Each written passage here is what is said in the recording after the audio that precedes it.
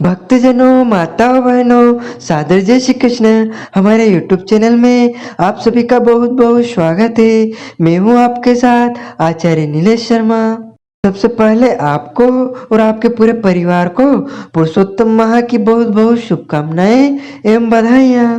भगवान श्री लक्ष्मी नारायण जी का भरपूर आशीर्वाद आप सभी के जीवन पर निरंतर बना रहे। आप सभी सुखी रहे, स्वस्थ रहे, व्यस्त रहे और मस्त रहे, निरंतर उन्नति तथा प्रगति को प्राप्त करते रहे। आज हम आप सभी के लिए पुरुषोत्तम मास अधिक मास के 13वें अध्याय की कथा लेकर आए हैं। 13वें अध्याय की कथा में आज हम सभी प्रवेश करेंगे। पुरुषोत्तम मास अधिक मास के महात्मा के अध्याय 13 की कथा है। बोलिए श्री लक्ष्मी नारायण भगवान की जय। गुरुर्ब्रह्मा गुरुर्विष्णु गुरुर्देवो महेश्वरः गुरु साक्षात् परब्रह्म तस्मै श्री गुरुवे नमः। श्री अखंड मंडलाकारं व्याप्तं येन चराचरं तत्पदां दर्शितं येन तस्मै श्री गुरुवे नमः। वसुदेवसुतं देवं कंसचाणूरमर्दनं देवकी परमानंदनं कृष्णं वंदे जगद्गुरुं। कृष्णाय वासुदेवाय हरे परमात्मने प्रणतः क्लेशनाशाय गोविंदाय नमो नमः। देवकी सुत गोविंदम वासुदेव जगत्पते देहि मे तनयं कृष्ण त्वमहं शरणागतः। सच्चिदानंद रूपाय विश्वोत्पत्त्यादिहेतवे तापत्रय विनाशाय श्री कृष्णाय वयं नमः। कस्तूरी तिलकं ललाटपटले वक्षस्थले कौस्तुभं नासाग्रे वरमौक्तिकं करतले वेणुर्करे कङ्कणं सर्वाङ्गे हरिचन्दनं सुललितं कंठे च मुक्तावली गोपस्त्री परिवेष्टितो विजयते गोपाल चूड़ामणिं। जय जय श्री राधा रमण, जय जय नवल किशोर, जय गोपी चित चोर प्रभु, जय जय माखन चोर।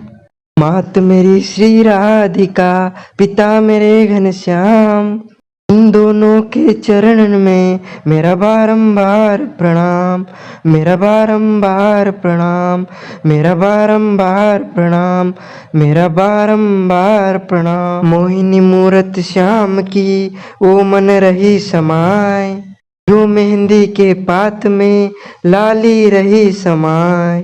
धन यौवन सब एक दिन उड़ जाएंगे जैसे उड़े कपूर, मन मूरख तू राम भज क्यों चाटे जग धूर।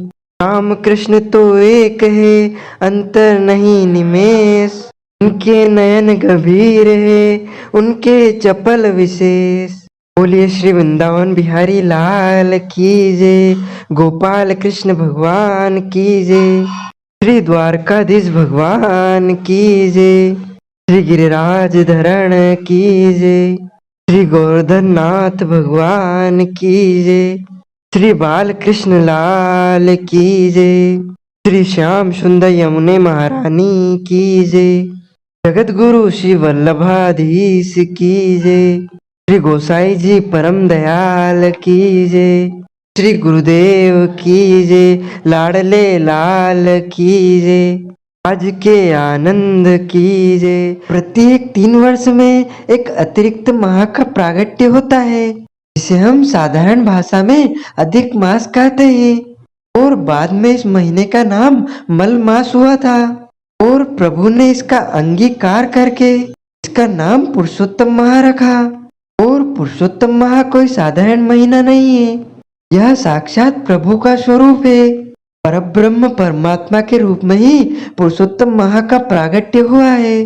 12 महीनों में जो पुण्य करते हैं, दान करते हैं, तप करते हैं, उसकी अपेक्षा पुरुषोत्तम मास में हम जो दान पुण्य करेंगे, श्रेष्ठ कर्म करेंगे, पुण्य कर्म करेंगे, उसका करोड़ों गुना पुण्य हमको प्राप्त होगा। इसलिए आप सभी इस पुरुषोत्तम मास में अच्छे कर्म करें, श्रेष्ठ कर्म करें, दान करे, पुण्य करे, व्रत करे, जप करे, तप करे, और तीर्थ में जाकर स्नान करें। तीर्थ यात्रा भी आप इसमें कर सकते हैं, इसमें कोई संशय नहीं है। पुरुषोत्तम माह में यदि किसी बच्चे का जन्म होता है तो वह भी बहुत शुभ माना जाता है। पुरुषोत्तम मास में, अधिक मास में, प्रातः कालीन बेला में सुबह ब्रह्म मुहूर्त में उठकर स्नान करना चाहिए। सुबह 4 बजे से लेकर 6 बजे के बीच में स्नान करना चाहिए और स्नान करने के पश्चात 3 कर्म अवश्य करें। पहला काम नारायण, दूसरा तारायण, तीसरा पारायण। नारायण का अर्थ होता है सूर्य भगवान को जल अर्पण करना।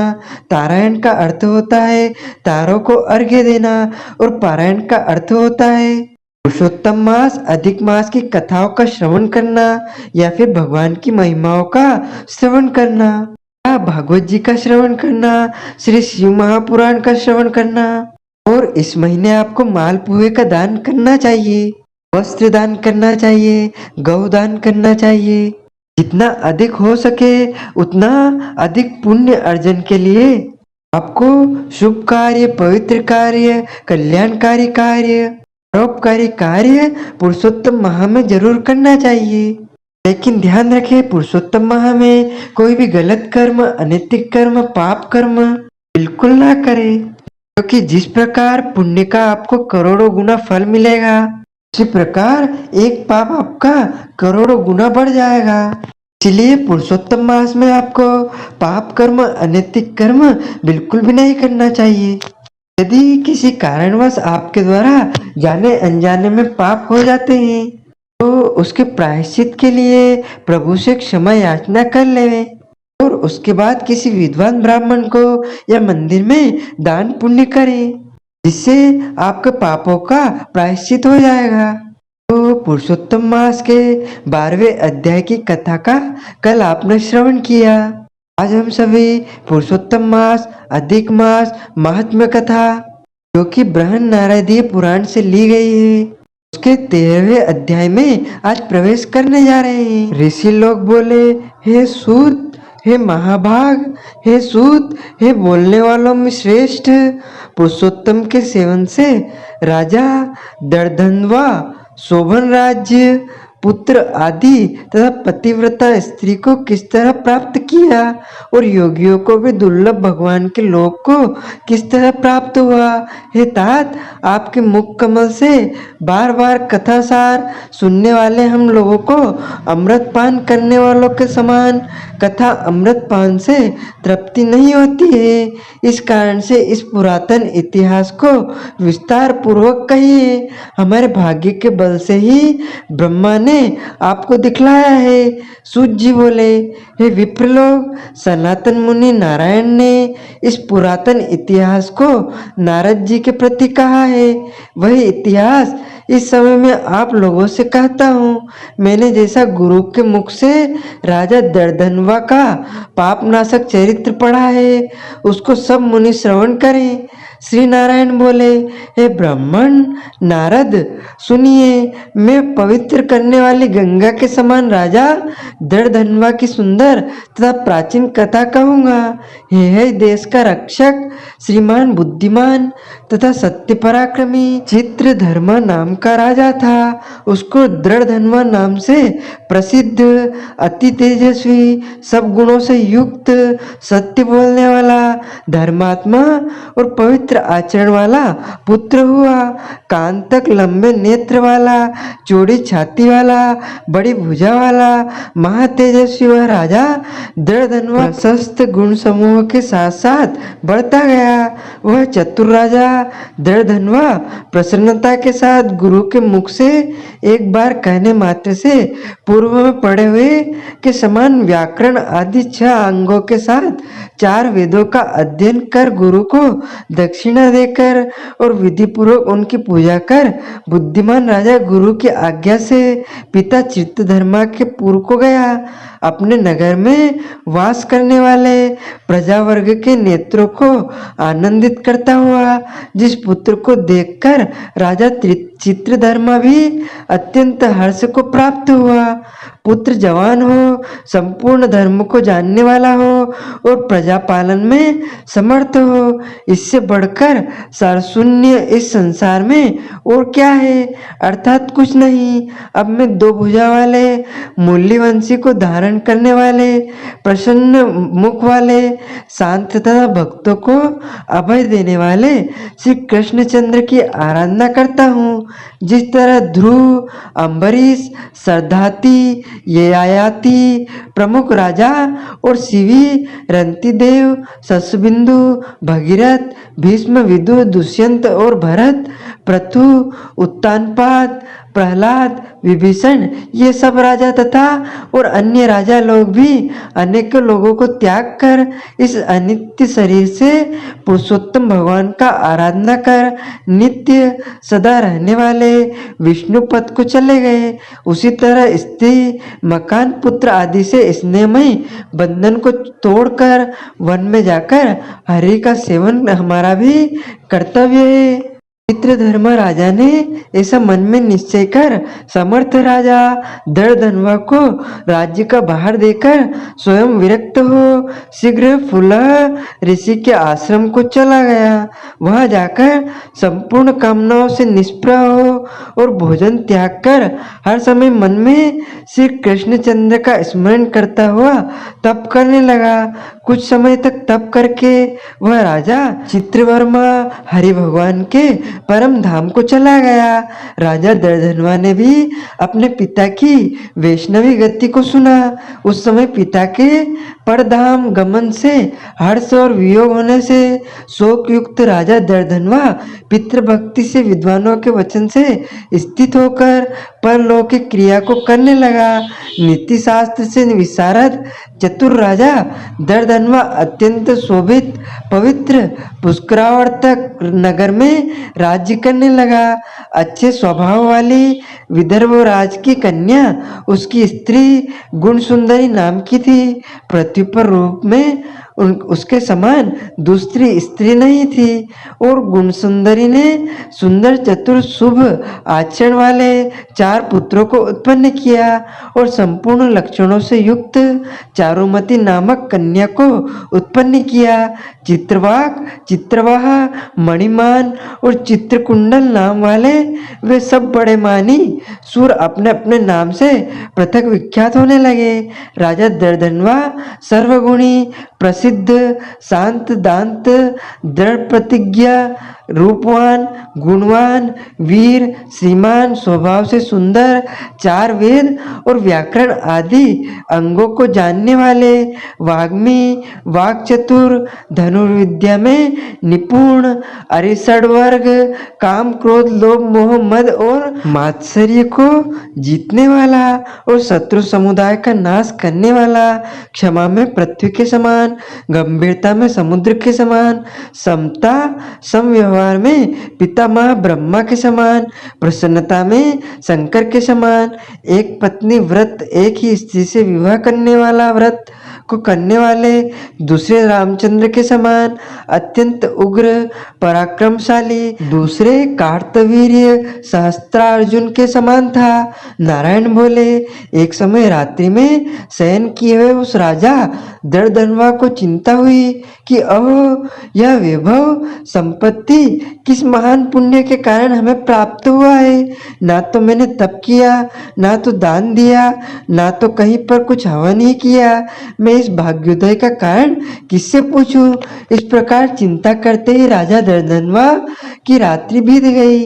प्रातःकाल ब्रह्म मुहूर्त में उठकर विधि पूर्वक स्नान कर उदय को प्राप्त सूर्य नारायण का उपस्थान कर भगवान की कला की पूजा कर, अर्थात देव मंदिरों में जाकर देवता का पूजन कर, ब्राह्मणों को दान देकर तथा नमस्कार करके घोड़े पर सवार हो गया। उसके बाद शिकार खेलने की इच्छा से शीघ्र वन को गया। वहां पर बहुत से मृग, वराह, सुअर, सिंह और गवाइयों, चौरी गाय का शिकार किया। उसी समय राजा दर्दहनवा के बाण से घायल होकर कोई मृग बाण से ही शीघ्र एक वन से दूसरे वन को चला गया। रुधिर गिरे हुए मार्ग से राजा भी मृग से पीछे गया, परंतु मृग कहीं झाड़ी में छिप गया और राजा उस वन में उसे खोजता ही रह गया। पिपासा प्यास से व्याकुल उस राजा ने समुद्र के समान एक तालाब को देखा। वह जल्दी से जाकर और पानी पीकर तीर यानी कि किनारे पे चला गया। वहां घनी छाया वाले एक विशाल वट वृक्ष को देखा। उस वृक्ष की जटा से घोड़े को बांधकर राजा वहीं बैठ गया। उसी समय वहां पर कोई एक परम सुंदर और सुग्घर राजा को मोहित करने वाली तुलना रहित मनुष्य वाणी को बोलता हुआ आया। केवल राजा को बैठे देख उसको संबोधित करता हुआ एक ही श्लोक को बार बार पढ़ने लगा कि इस पृथ्वी पर विद्यमान अतुल सुख को देखकर तू तत्व आत्मा का चिंतन नहीं करता है तो इस संसार के पार को कैसे आ जाएगा। बार बार इस श्लोक को राजा दर्दहनवा के सामने पढ़ने लगा।